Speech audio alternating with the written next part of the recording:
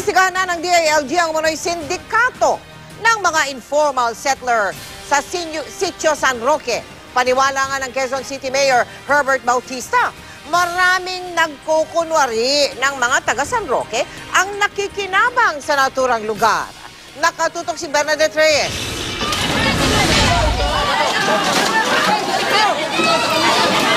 Sa kabila ng kaguluhan sa Sitio San Roque sa Agham Road, Quezon City, nilinaw ng lokal na pamahalaan, walang naganap na demolisyon.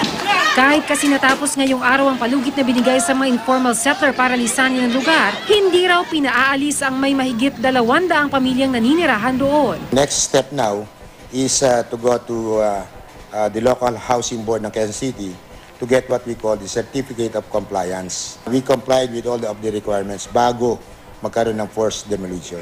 Ayon sa Quezon City Government, sa sandaling maayos na raw ang mga dokumento at magkaroon ng pre-demolition conference sa pagitan ng mga informal settler at pulisya, kailangan na nilang lumipat sa relocation site sa Rizal. Bukod sa pabahay, bibigyan raw ng tig 31,000 pesos ang bawat pamilyang i-relocate.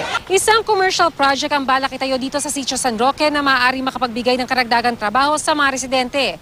Pero sabi ng mga informal settlers, aanhin pa raw nila ang oportunidad na yan kung malalayo naman sila sa kanilang pagtatrabahuhan.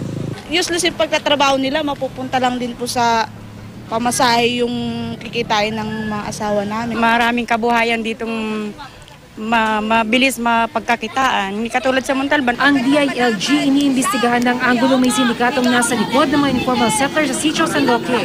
Kaya bumabalik sa lugar kahit pa may ibinigay ng relocation site ang gobyerno sa Rodriguez Rizal.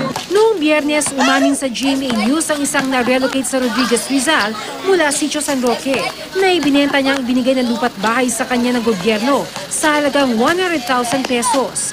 Nang maubos ang 100,000 piso, naganap siya ng mauupahang housing unit. 1,000 pesos kada buwan ang renta niya sa bahay na pagmamay-ari ng isa ring informal settler. Nasaan po yung original na may-ari ng bahay? Bumalik yata sa San Roque, ma'am. Naghahanap buhay. Oo, naghanap buhay doon. Wala na. Sinala na ang bahay, ganun. We are investigating and getting the facts. So the PNP is actively involved, and of course DILG and the other LGUs and other government agencies are supporting them get the evidence against this squatting certificate. Kung tutuusin, ayon kay Quezon City Mayor Herbert Bautista, mabait pa nga raw ang gobyerno sa informal settlers.